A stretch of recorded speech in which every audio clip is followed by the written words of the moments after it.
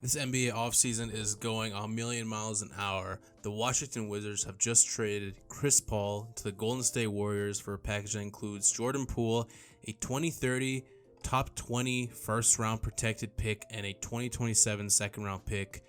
Jesus Christ. This trade came out of absolutely nowhere. There were some reports that Jordan Poole was being shopped around like earlier today, and we all kind of assumed that Chris Paul would get traded eventually because he wasn't going to stay on the Wizards.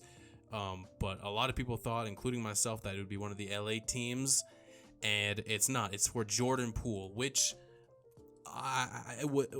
Okay, this is why I love sports, because receiving a random notification from Woj that this trade happens, and it's just everyone at the same time being like, what in the world just happened? How did this happen? Why? And everything. It's incredible. But yeah, my initial thoughts was just like, what are we doing here? Like, what is going on right now?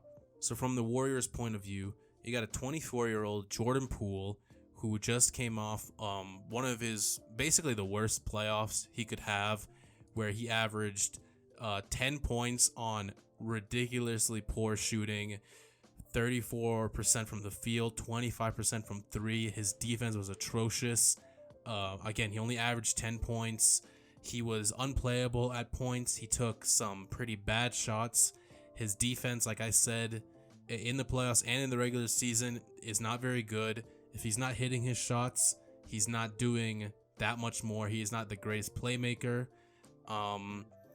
And you are going to be paying him starting next year $28 million, $30 million, $33 million, and then $35 million. And when you think of that much money after the playoff performance that just happened for the Warriors, when you're also going to be paying Steph Curry $50 million for the next 3 years, you're going to have to re-sign Klay Thompson next year. You have Andrew Wiggins on actually a really good deal considering the contracts being given out right now, but you're still going to be paying him an average of like $28 million the next 4 years. Draymond declined his player option, so you got to re-sign him. Considering all of that and the new CBA, it makes sense to get off the money on such a young player who kind of has a redundant skill set when he is on the floor with Steph Curry. When he's off the floor, like when Steph Curry is not playing and Jordan Poole is playing in the regular season, not as much this year, but last year, he basically took the role of Steph Curry when he was on the bench, and that was good. He averaged a good amount of points and everything. Efficiency has always been an issue for him, but I mean, those are kind of the reason. And obviously, if you're gonna bring back Draymond, remember how Draymond literally punched Jordan Poole before the season started last year? Yeah, that definitely impacted the entire Warriors year last year. And you want to try and extend Curry's window to make championships for as long as possible. And getting stuck with the new CBA, with its restrictions on how much you can do in terms of roster movement when you're paying so few players so much money, it makes sense from that standpoint. However, Chris Paul is not the youngest of guys. He is 38 years old. He came off probably his worst season last year. Only averaged 14 points, 9 assists, 44% from the field, 37% from three, which is fine. But I don't really know what his role is on this team, because there's no way you're starting Chris Paul with Curry and Klay, and then Wiggins and Draymond. That's a very small team. The Warriors have been a very small team for forever, with Draymond and Looney being like their biggest guys, which has been fine, but it also has its limitations being that small. And you just replaced a 24-year-old with a 38-year-old who he's still making a good chunk of change in terms of his contract. I don't know exactly right now what it is. I can pull it up. His contract is $30 million for the next 2 years. I'm pretty sure they can stretch that out so it's a little bit less every single year, but it's going to last longer than 2 years. I don't think they're going to waive him. I think he's going to stay on the team. However, I don't know if his skill set is really what the Warriors needed. Like, he is a floor general. no doubt about it. But at this point in his career, he's not really an off-ball player. He doesn't really take a lot of catch-and-shoot threes. His three-point percentage is pretty good at 37, but he doesn't really take that many catch-and-shoots, like I said. And you're paying him this much money to be coming off the bench.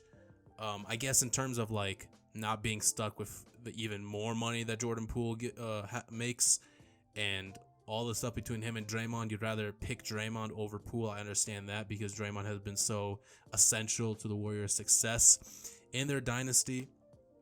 But I guess Chris Paul is going to be 18 to 20 minutes per game guy coming off the bench, mostly with the second unit, I assume. I mean, it depends if they're keeping their young guys. If they're keeping a Kuminga or a Moses Moody, he'll be playing with them, which in terms of like setting them right, making good shots for them and all that, that makes sense. Is he going to be starting? No, I don't think he's going to start. And I don't think, is he going to be closing games for you? I don't know about that either. He shoots a very low amount at the rim, and having him and Draymond out there, that is very little rim pressure. I believe Chris Paul only made 15 shot attempts at the rim this year, which is like ridiculous. He shot very little. He's mostly in the mid-range, which, you know, that's where he's best at. But I don't know, man. In terms of the fit,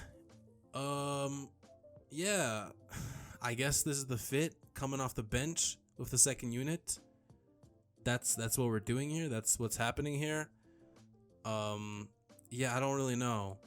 I guess in terms of money, salary, the punch, all that stuff outside of basketball and including basketball, Jordan Poole's value was very small after this playoffs, which I assumed it wouldn't be that big considering he had awful performance and he's being paid so much money. And I don't think most teams want to be stuck with that much money on a guy that they just saw perform at his worst in the playoffs. So I understand that he doesn't have that much value, but Chris Paul, he was going to get waived from the Suns like 2 weeks ago. And now you traded him and a 2030 pick for a 38-year-old who, you know, does have intangibles, can be a floor general for your younger guys, for your guys off the bench and all that. But I don't know.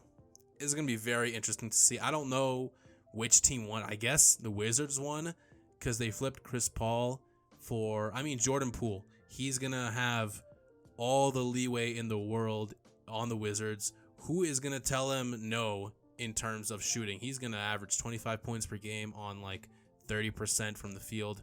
But why not? You know, what else do the Wizards got going on? They were already going to win like 10 games next year. So at least now you kind of have a young guy to point at and be like, you lead us, do whatever you want. At least, you know, he doesn't have that many expectations. So just go out there and see what you can do. And I guess keep him or eventually trade him for something else or whatever. But yeah, very interesting trade on both sides.